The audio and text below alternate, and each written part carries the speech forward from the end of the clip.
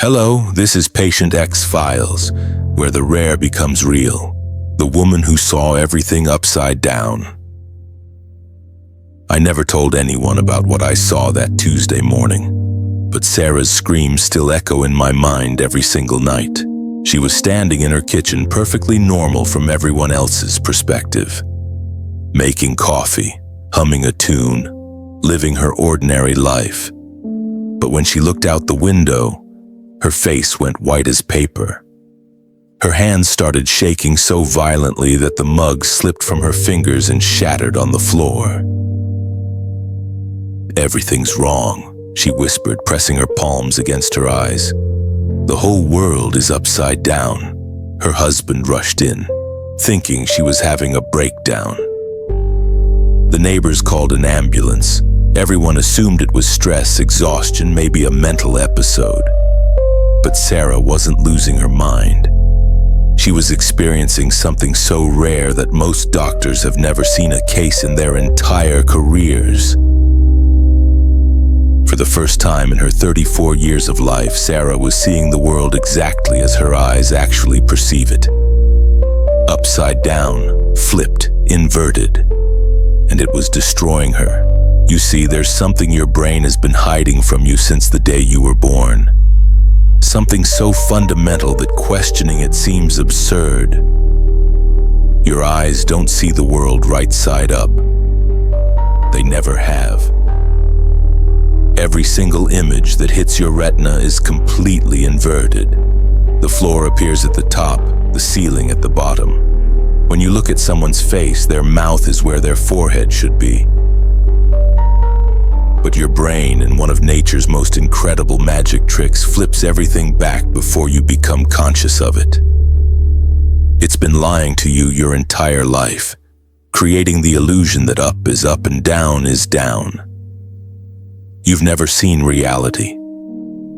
None of us have, until something went wrong in Sarah's brain that Tuesday morning. Sarah Martinez had been an art teacher for 12 years. She painted watercolor landscapes in her spare time, had perfect vision, and had never experienced anything more unusual than the occasional migraine. She was the kind of person who noticed when a picture frame was slightly crooked. Her world was ordered, predictable, beautiful. But at 7:43 a.m. on March 15th, as she reached for the coffee maker, everything changed. It was like someone had grabbed the entire universe and flipped it, she told me months later, her voice still trembling at the memory. Imagine waking up one day and discovering that gravity works sideways. That's what it felt like. Everything I knew about space, about direction, about where things belonged was suddenly violently wrong. The coffee maker was hanging from what looked like the ceiling.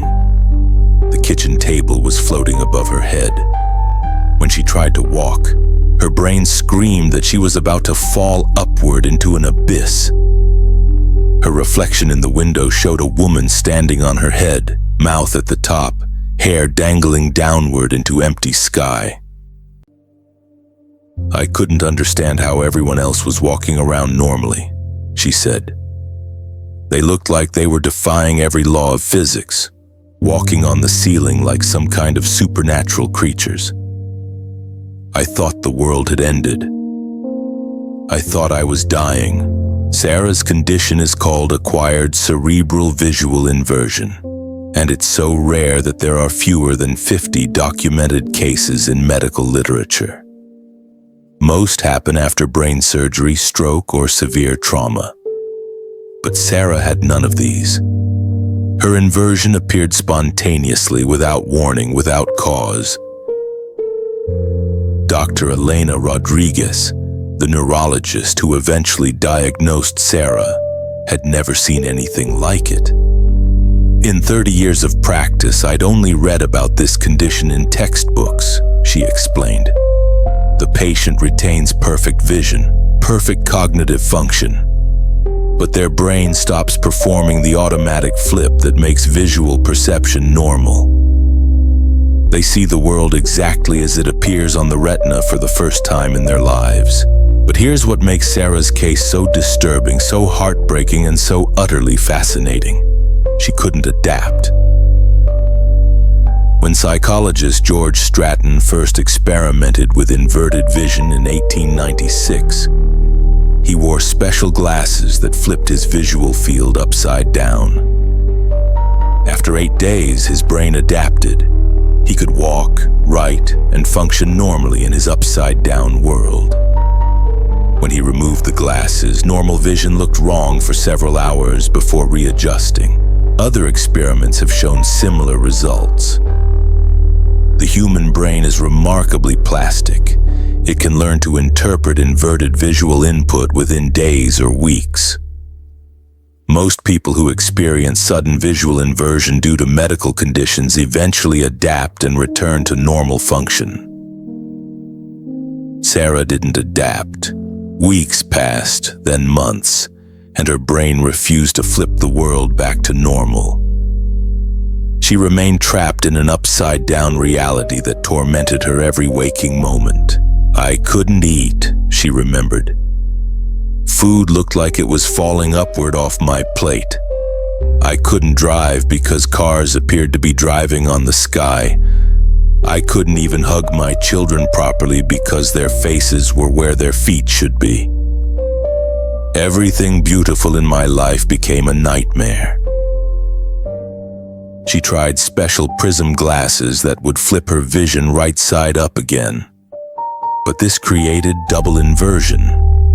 Her brain, already seeing the world upside down, flipped the glasses' corrected image again, making everything appear normal but causing severe motion sickness and headaches. She tried adaptation therapy, spending hours each day in a controlled environment designed to help her brain adjust to inverted vision.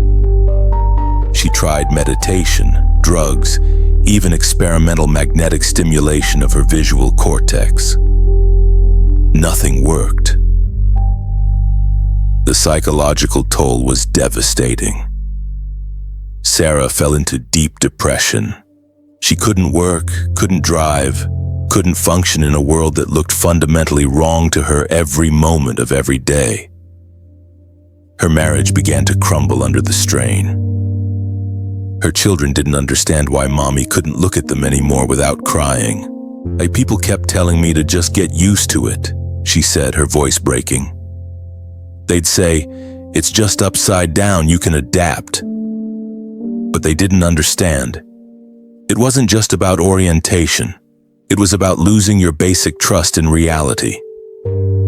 Imagine if you woke up tomorrow and everyone was speaking backwards, and when you tried to explain that something was wrong, they looked at you like you were crazy. That's what it felt like. Dr. Rodriguez conducted extensive testing on Sarah's brain. MRI scans, visual field tests, neurological assessments. Structurally, everything appeared normal. Her visual cortex was functioning perfectly, Dr. Rodriguez explained. The area responsible for processing spatial orientation showed normal activity.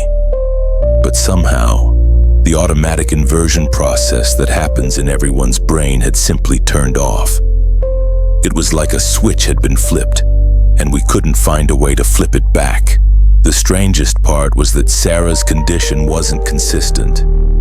About once every few weeks, usually when she first woke up, the world would appear normal for anywhere from a few minutes to several hours. During these brief windows, she would frantically try to accomplish as much as possible. She'd hug her children, look at her paintings, stare at her husband's face, trying to memorize normal reality before it flipped away again.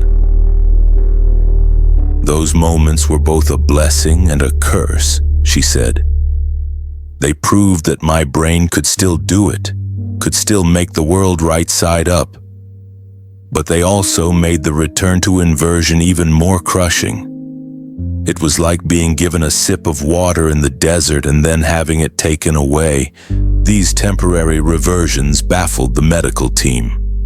If Sarah's brain could occasionally perform the visual flip correctly, why couldn't it maintain this function?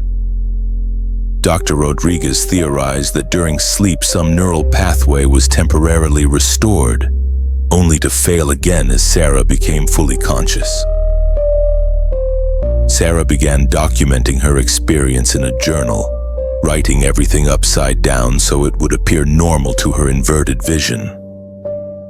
Her entries reveal the profound psychological impact of living in a visually reversed world. On day 47, tried to paint today. The brush felt wrong in my hand. Colors looked wrong, brush strokes felt wrong. I painted a tree, but when I showed it to David, he said it looked like abstract nonsense. To me, it was the only thing that made sense. At day 63, had a normal vision episode this morning. Lasted almost 3 hours. I cried looking at Emma's face right side up. She's so beautiful. I'd forgotten what beautiful looked like. At day 89, starting to wonder if the upside-down world is actually the real one, and everyone else is living in the illusion. Maybe I'm the only one seeing truth. This thought scares me more than the inversion itself. The journal entries reveal something fascinating and disturbing. After months of inverted vision, Sarah began to question whether her perception or everyone else's was correct. She started to experience philosophical vertigo, a deep uncertainty about the nature of reality itself. This psychological phenomenon isn't uncommon in cases of perceptual disorders. When your basic sensory experience contradicts everyone else's, it can lead to a profound existential crisis. Which reality is real? If your brain has been lying to you about something as fundamental as spatial orientation your entire life, what else might be an illusion? Sarah's case attracted attention from researchers around the world. Dr. James Chen, a vision scientist at Stanford, flew out to study her condition. Sarah represents a unique window into how the brain constructs visual reality, he explained. Most of us take for granted that the world looks right side up, but Sarah's case proves how much work the brain is constantly doing to create that experience. Dr. Chen conducted experiments with Sarah that revealed just how thoroughly her inversion affected every aspect of visual processing. When shown photographs, she could identify objects and people, but only when they were literally turned upside down. A picture of a car looked like meaningless shapes to her unless it was inverted. Even more remarkably, Sarah's condition affected her dreams. In my dreams, everything is upside down too, she reported. Even my subconscious has adapted to the inversion. I dream of flying downward and falling upward. It's like my entire mental reality has been flipped. This suggested that Sarah's condition wasn't just affecting her conscious visual processing, but had rewired fundamental aspects of how her brain represented space and orientation. Her inversion had become so deeply embedded that it persisted even in unconscious states. The research team tried increasingly desperate measures. They attempted to retrain Sarah's visual system using virtual reality environments where she could gradually adjust to different orientations. They tried biofeedback techniques, teaching her to consciously control the brain waves associated with visual processing. They even considered experimental brain surgery, though the risks were deemed too high. Nothing worked. Sarah remained trapped in her upside-down world. As months turned into a year, something unexpected began to happen. Sarah started to adapt, not by learning to see right side up again, but by building a new kind of life within her inverted reality. She developed new spatial skills, learning to navigate her reversed world with increasing confidence. She created artwork that looked chaotic to others but perfectly beautiful to her inverted vision. She found ways to connect with her children that didn't depend on visual orientation, focusing on touch, sound, and emotional presence. I realized I had two choices, she said. I could spend the rest of my life mourning the reality I'd lost, or I could learn to find beauty in the reality I'd been given. It wasn't easy, but slowly I began to see that my upside-down world had its own kind of magic. Sarah's paintings from this period are extraordinary. To viewers with normal vision, they appear abstract, almost chaotic. But when flipped upside down, they reveal incredibly detailed, beautiful landscapes and portraits. She had learned to create art for her own visual world while unconsciously encoding normal orientation for others. Her relationship with her family also evolved. Her children, particularly her youngest daughter Emma, began to spend time looking at the world upside down, hanging their heads off the couch or doing handstands to see things from their mother's perspective. Emma would say, "Mommy, look at the pretty upside-down clouds." Sarah remembered with a smile. She was trying to share my world. That meant everything to me. Her husband, David, struggled more with the adjustment. I kept waiting for her to get better, he admitted. I didn't understand that this wasn't something to recover from, but something to adapt to. I had to learn to love a version of my wife who saw everything differently than I did. Dr. Rodriguez continued monitoring Sarah's case, hoping to understand why her brain refused to readjust. Sarah's condition challenges everything we thought we knew about neuroplasticity, she explained. The brain is supposed to be adaptable, especially in cases like this, but sometimes, for reasons we don't understand, it gets stuck in a new pattern and can't switch back. Recent research suggests that Sarah's inversion might be related to a rare genetic variant that affects how visual processing areas communicate with each other. This could explain why her condition appeared spontaneously and why adaptation techniques failed. Her brain wasn't broken, it was simply wired differently in a way that became apparent only under specific circumstances. After 18 months of living with inverted vision, Sarah made a decision that surprised everyone. She stopped trying to cure her condition and instead began advocating for others with rare perceptual disorders. I realized that I'd been thinking about my inversion as a disability, she said. But maybe it's just a different way of perceiving reality. The world doesn't look wrong to me anymore. It just looks different. And different isn't necessarily bad. Sarah started a support group for people with unusual visual conditions. She connected with others who experienced visual snow, Alice in Wonderland syndrome, and various forms of agnosia. Together, they formed a community of people whose brains constructed reality in non-standard ways. We call ourselves the Alternative Perception Society, Sarah laughed. It sounds very official, but really we're just a group of people whose brains work differently, supporting each other and sharing our unique perspectives on reality. Through her advocacy work, Sarah discovered that perceptual diversity might actually be valuable. Artists and designers began consulting with her group, using their alternative visual experiences to create new forms of art and architecture. Sarah's upside-down perspective proved particularly useful in developing intuitive interfaces for virtual reality systems. My inversion went from being a medical condition to being a superpower, she said. I can see spatial relationships and design flaws that people with normal vision miss completely. Companies actually pay me to look at their products from my upside-down perspective. Dr. Chen's research with Sarah led to breakthrough discoveries about visual processing. By studying her brain activity during the rare moments when her vision returned to normal, his team identified new neural pathways involved in spatial orientation. This research is now being used to develop treatments for stroke patients with visual processing damage.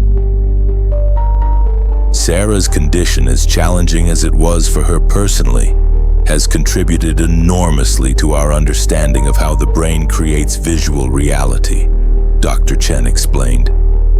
Her case will influence vision research for decades to come, but perhaps the most profound impact of Sarah's experience was philosophical. Her journey forced everyone around her to question assumptions about perception and reality. If the brain constructs our visual experience so completely that up and down are essentially arbitrary, what does that say about the nature of reality itself? Living with inversion taught me that there's no single correct way to perceive the world, Sarah reflected. Every brain creates its own version of reality. Mine just happens to be upside down. But who's to say which version is more accurate? Maybe the people who see things differently aren't disabled. Maybe they're just seeing aspects of reality that the rest of us miss. Sarah's story challenges our assumptions about normal and abnormal perception. Her upside-down world, initially terrifying and disorienting, became a unique vantage point that offered insights unavailable to those with standard vision. Her adaptation wasn't about returning to normal, but about expanding the definition of what normal could be. Today, 3 years after her inversion began, Sarah continues to live in her upside-down world.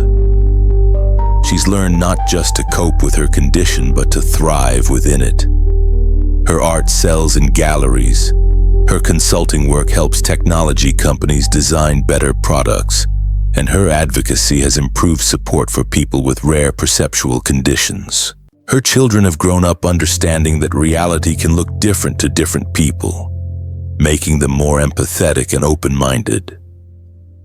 Her marriage, after nearly breaking under the strain, emerged stronger, built on a deeper understanding of what it means to truly see through someone else's eyes. I used to think that my inversion was the worst thing that could have happened to me, Sarah said during our final interview. Now I see it as one of the most important things. It taught me that reality is much more flexible and beautiful than I ever imagined. It taught me that difference isn't deficiency, and that there are as many ways to see the world as there are people in it. Sarah's experience reminds us that the reality we take for granted is just one possible way of perceiving the world. Our brains are constantly interpreting, filtering, and reconstructing sensory information to create what we experience as reality. Sarah's upside-down world isn't wrong or broken, it's simply different. And in a world that often struggles to accept difference, Sarah's story offers a powerful message. Sometimes the most profound insights come not from seeing things the way everyone else does, but from having the courage to embrace your own unique perspective, even when it turns your world upside down. Her journey from medical crisis to personal empowerment shows us that adaptation doesn't always mean returning to normal. Sometimes it means creating a new kind of normal, one that honors both the challenges and the gifts that come with seeing the world differently. Sarah still experiences brief moments when her vision flips back to standard orientation. But now, instead of desperately clinging to these episodes, she appreciates them as visits to an alternate reality. She's learned to live fully in both worlds, finding beauty and meaning in each. The brain is an amazing thing, she concluded. It can create realities we never imagined possible. My upside-down world taught me that there's no single right way to experience life. There are just different ways, each with its own wisdom to offer. Sarah's story continues to inspire researchers, artists, and anyone who has ever felt like they see the world differently than those around them. Her upside-down perspective became a gift, not just to her, but to everyone whose understanding of reality was expanded by her experience. In a world that often demands conformity, Sarah Martinez became living proof that sometimes the most valuable insights come from those brave enough to see things differently, even when that difference turns everything they thought they knew upside down. If you enjoyed this video, please support the channel, like, share, and subscribe.